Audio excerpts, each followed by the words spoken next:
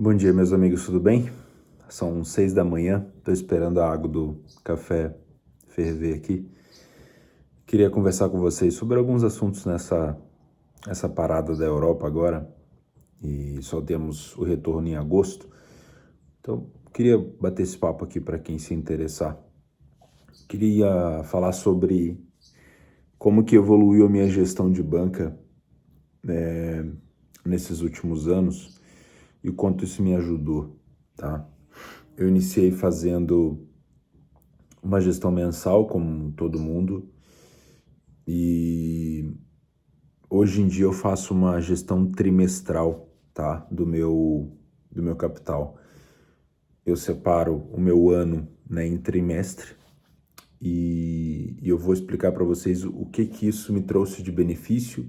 E óbvio, isso não é para... Eu não estou aqui querendo falar para você utilizar como regra, tá? Funcionou para mim e me ajuda muito. A gestão em trimestre, ela faz com que o peso do resultado que a gente cria mensalmente, o peso da cobrança, ele seja um pouco mais amenizado, tá? Nós temos a mania de entender que todo mês, para que seja bom, ele tem que ser positivo, tá? Não necessariamente um mês que você trabalhou bem, você vai sair em lucro, né? Principalmente aqui no trade. Eu acho que cravar que pessoas boas precisam ter meses sempre positivos, eu acho que isso é uma ilusão, tá? Eu acredito que essa cobrança pelo resultado acabe em algum momento, não é fácil de identificar, mas em algum momento do seu mês você acaba forçando alguma entrada para tentar melhorar um pouco o seu rendimento, para tentar buscar talvez ali no sprint final, na última semana, para tentar buscar uma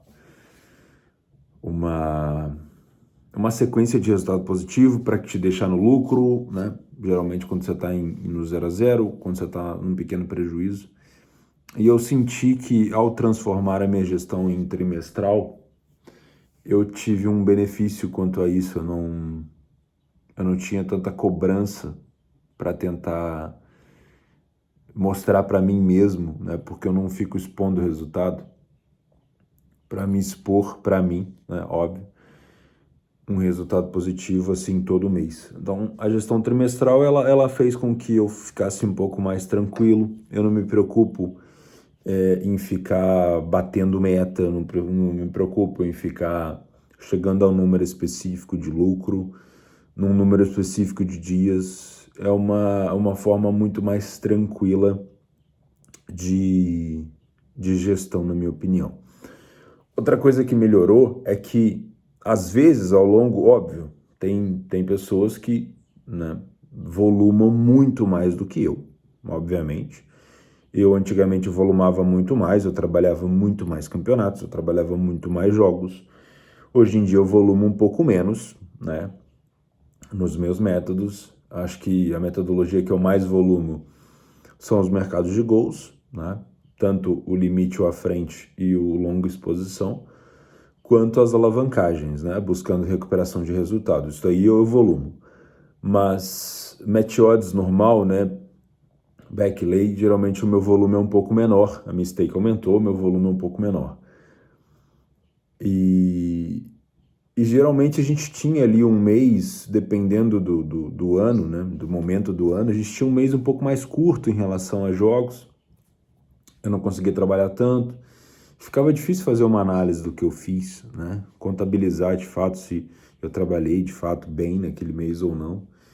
E não sei, estou falando isso aqui porque eu sentia que às vezes um mês ou dois ali do ano eu ficava meio perdido na minha análise. Eu não sou um cara muito analítico, eu gosto de ticar o que eu fiz, o que eu deveria ter melhorado, né?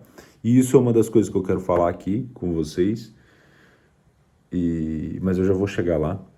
Então, essa expansão da gestão de mês para trimestre faz com que eu tenha uma lista maior de jogos para poder analisar o meu desempenho, para que eu consiga ver o desempenho, o desenvolvimento do gráfico, digamos assim, e não só de resultados, tá? Mas também qual metodologia foi mais usada, né? Onde eu encontrei mais oportunidades ao longo desse trimestre. Dá para ter ideia em qual trimestre eu tenho mais características de equipes buscando gols, né? A gente sabe muito bem que tem momentos do ano que algumas equipes não têm um pouco de dificuldade. Na Alemanha isso acontece demais, né? Principalmente um campeonato com... Ó, a água já está fervendo. Principalmente um campeonato com essa questão do saldo de gols, o gol marcado sendo tão importante, né? Então, o trimestre também me ajuda a analisar um pouco mais assim, a minha lista de resultados. E por último, o que eu faço, tá? Para poder estancar os erros, porque a gente nunca para de errar, tá? Isso é ilusório você achar que um trader experiente, e quando eu digo experiente eu não estou me gabando ou falando de ego, tá? Estou falando de experiência de anos aqui, tá? Seja fazendo certo, errado, aprendendo, um trader que está aqui há muito tempo, ele erra, e erra muito, né? Óbvio, a gente já tem alguns vícios positivos, né? Saber alguns atalhos, saber conseguir identificar numa partida, se você trabalha futebol, conseguir identificar quando tá fedendo merda, né? Que, às vezes você tá num momento ali cometendo um erro e você já sabe que se não fechar vai ser pior ainda. Você já viu aquela situação várias vezes. Então começa a ficar um pouco mais claro na sua cabeça. Mas eu cometo muitos erros ainda e o meu grande objetivo nos próximos anos, né, enquanto eu estiver por aqui, é fazer com que esses erros sejam cada vez menores. Não que eu vá zerá-los, eu acho impossível zerar os erros, mas que seja cada vez menor. E eu classifico os meus erros, eu tenho eu uso planilha ainda, tá? Eu gosto. Eu tenho uma aba da minha planilha onde eu gosto de especificar se esse erro ele foi um erro de atenção ou se ele foi um erro grave. Eu classifico dessas duas maneiras, mas vai de cada um. O erro de atenção, ele está muito ligado à leitura, tá? Ele está muito ligado a ter um pouco de teimosia. Às vezes uma posição que já perdeu o valor e eu já deveria ter fechado, uma posição que eu não precisava ter entrado e eu forcei um pouco, não a mão, mas a leitura do jogo, talvez não tinha confirmado o que eu precisava e eu entrei. E esse erro de atenção, não necessariamente ele vai me dar ou não prejuízo. Eu posso ter um erro de atenção e ter lucro ou tomar um gol contra a posição, né? Por exemplo, eu posso ter forçado a mão numa leitura, às vezes não estava tão bom assim, entrei e tomei um gol. Ou eu posso ter... como é que eu vou dizer? Eu posso estar dentro do mercado, tá cedo ainda, por isso que eu estou demorando a raciocinar. Posso estar dentro do mercado, já era para eu ter saído, eu tomei um gol. Eu considero isso, mesmo tendo tomado um gol, como um erro de atenção, um erro comum, tá? Que eu poderia... Um gol a gente toma, né? Ao longo do meu trimestre, eu tomo vários gols, então não me preocupa. O que me preocupa são os erros graves, tá? Então, os erros de atenção, óbvio, eu tento melhorar.